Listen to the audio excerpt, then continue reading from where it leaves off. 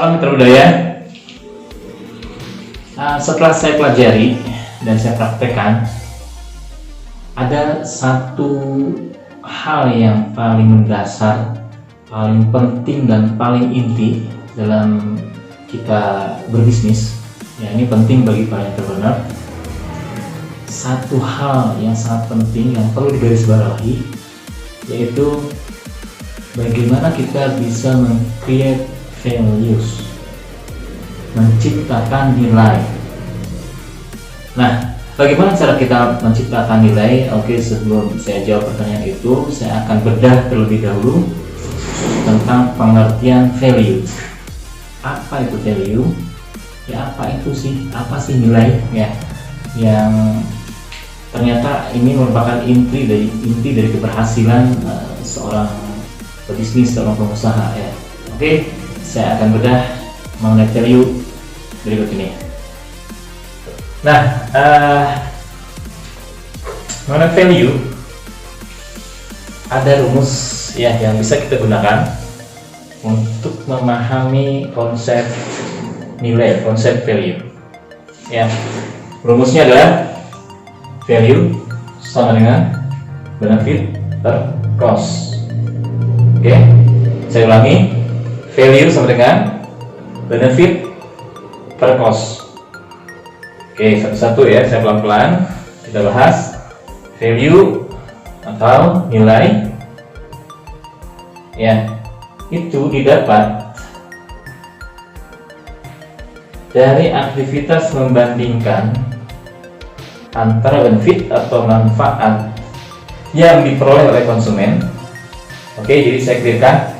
Ini perspektifnya perspektif konsumen, ya, yang clear. Oke, perspektif konsumen, bukan perspektif pebisnis atau produsen. Oke. Nah, aktivitas membandingkan antara manfaat yang diperoleh oleh konsumen dibandingkan dengan biaya yang dikeluarkan. Oke, sampai sini bisa dipahami ya. Saya ulangi. Nilai itu adalah hasil dari aktivitas membandingkan. Ini berarti aktivitas pikiran, perasaan ya. Ini aktivitas otak dan hati kita atau konsumen. Bagaimana dia menimbang-nimbang antara manfaat yang didapatkan dengan biaya yang dikeluarkan untuk membeli satu produk. Oke, bisa dipahami ya. Contoh, misal saya ingin beli baju, ya, yang ada di toko. Saya lihat-lihat, kira-kira pertama kali yang saya lihat apa? Ini atau ini?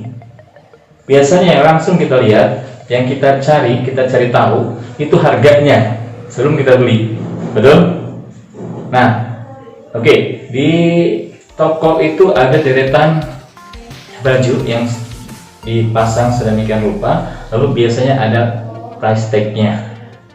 Nah, orang kan biasanya langsung lihat, cari-cari, nah, taruh mana nih price tag-nya, ya, dicari dulu, ini harganya berapa, ini berapa.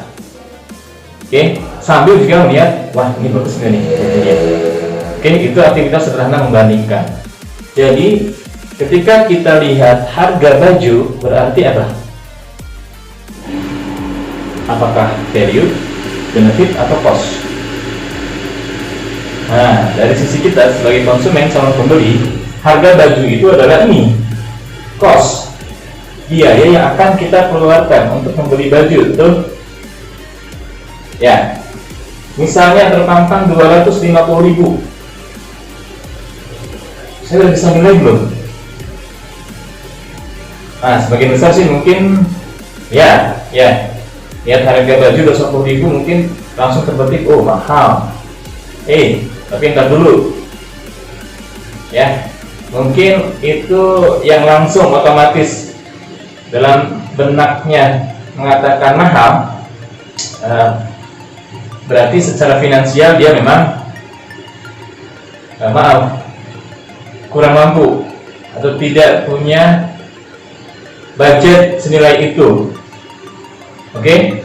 Tapi kalau bagi orang yang punya budget di atas itu atau minimal segitu sama, dia akan nimbang-nimbang lebih jauh, tidak akan langsung menjudge bahwa wah ini mahal. Ya, dia akan melihat apa?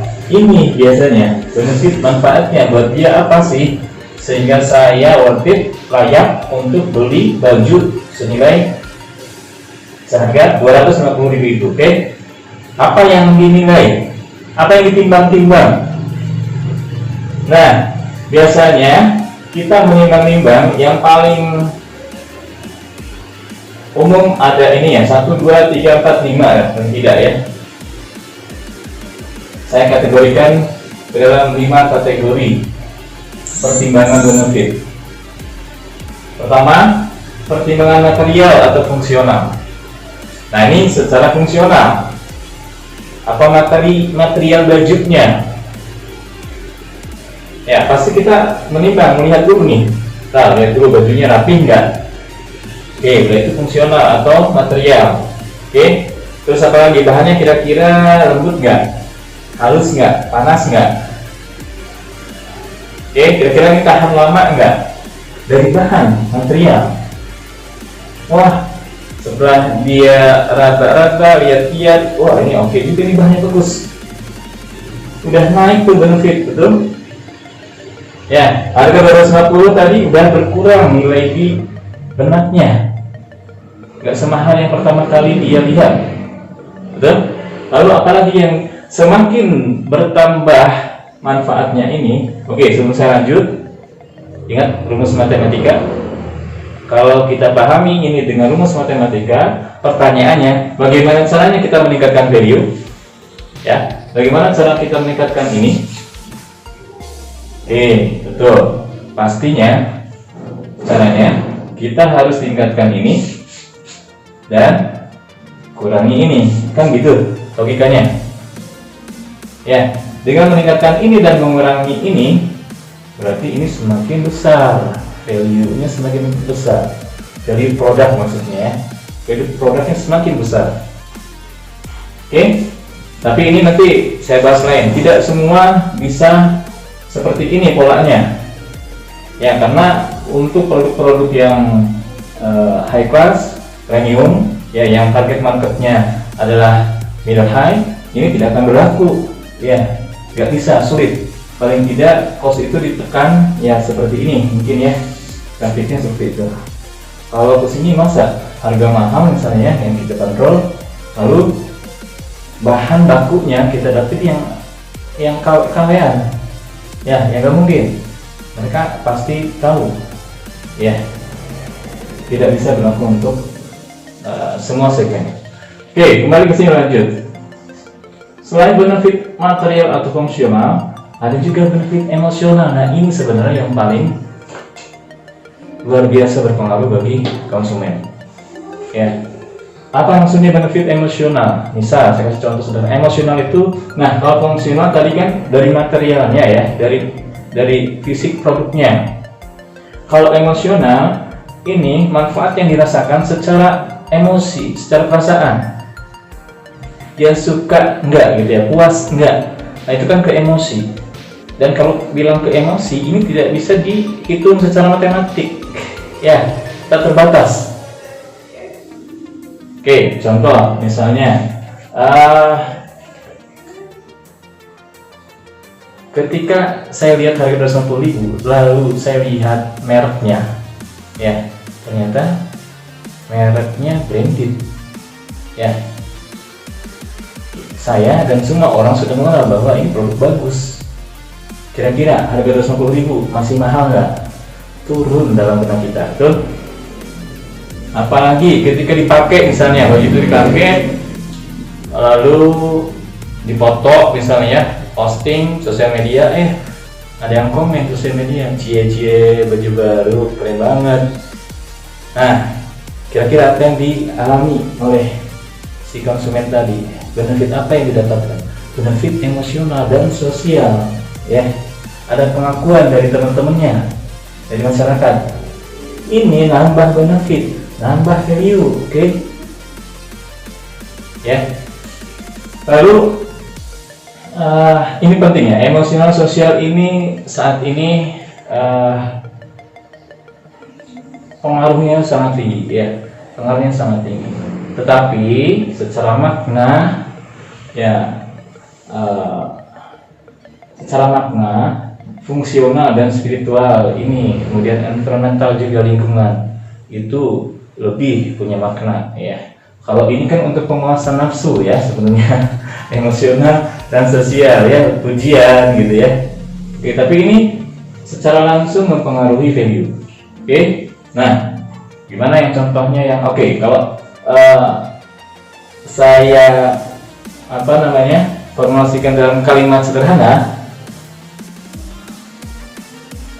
dampak dari orang mendapatkan benefit emosional itu dirasanya. Jadi kalau saya beli produk, pakai produk itu, misalnya baju, saya tiba-tiba merasa lebih ganteng dari sebelumnya. Bisa ya? Ya. Ketika ini memang produk-produk yang style biasanya. Ya.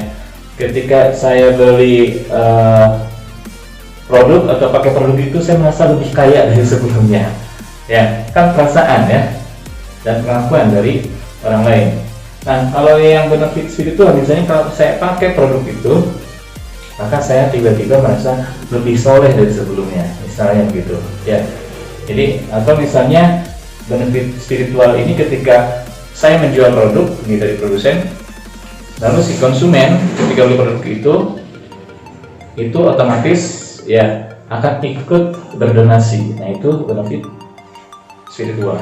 Kalau environmental ini bisa jadikan campaign biasanya ya, untuk misalnya go green seperti itu. Oke, jadi caranya gimana meningkatkan value? Perbanyak ininya, perbanyak benefitnya ya. Kalau kita hanya mengenakan benefit material fungsional, jatuhnya di perang harga, gontok-gontokan ya. Anda bisa lihat sendiri bagaimana di marketplace saat ini, kalau tidak menambah benefit-benefit lainnya ya, terjebak di perang harga karena hanya main di benefit. Kalau hanya main benefit yang kita berikan kepada konsumen itu, oke, barangnya bagus, itu aja toh, tanpa ada yang lain misalnya ya, penjual-penjual lain pun bisa dong yang memberikan itu yang sama, bahkan lebih bagus, misalnya kalau makanan lebih enak gitu ya, itu kan benefit ini fungsional material. Jadi ini memang satu kesatuan ya, itu sangat dekat sekali ya, sangat beririsan, bisa beririsan. Ketika ini puas ya kesini kayak kesini gitu ya. Oke, jadi nah terakhir, biaya yang dikeluarkan oleh konsumen atau pembeli itu bisa juga berarti luas ya. Jadi nah ini lebih cocok untuk produsen ya, lebih cocok untuk produsen cara pandang, melihat cara pandang cost ini. Kalau untuk konsumen, cara pandang terhadap cost itu sangat sederhana. Biasanya dilihat hanya dari harga berapa yang saya harus keluarkan gitu ya, saya harus beli berapa, saya keluarkan uang berapa, itu dari konsumen. Nah, tapi kalau dari sisi produsen, biaya ini kita harus juga mempertimbangkan, termasuk konsumen juga ya. Misalnya biaya finansial, itu tadi harga yang saya harus keluarkan ya, yang untuk beli barang. Oke, lalu waktu juga nih ya, waktu misalnya kalau saya beli ke tetangga rumah, tetangga sebelah, saya bisa lebih cepat dapatnya.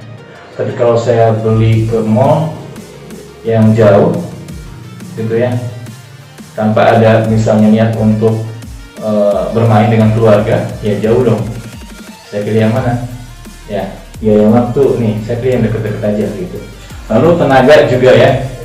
Kalau untuk mendapatkan barang itu, saya harus berjibaku gitu ya, harus dengan susah payah. Ini tenaga juga harus dihitung ya. Misalnya ribet gitu ya. Lalu peluang juga nih, ketika ini berhubungan dengan waktu ya, ketika ada waktu saat itu misalnya, itu sebenarnya peluang untuk saya postpone gitu ya, saya tunda dulu. Nah, itu juga bisa dihitung memakan biaya. Oke, jadi kesimpulannya, Bagaimana cara kita meningkatkan value? Caranya gunakan rumus ini dengan cara tingkatkan benefitnya dan turunkan atau tekan sebisa mungkin cost-nya, sehingga Anda akan mendapatkan, nah ini untuk produsen nih, sehingga atau penjual, sehingga Anda akan mendapatkan atau bisa memberikan value kepada para customer, kepada konsumen yang tinggi dari produk Anda. Oke, cukup sekian, mudah-mudahan bisa dipahami ya. Nantikan sharing saya berikutnya. Terima kasih. Assalamualaikum warahmatullahi wabarakatuh.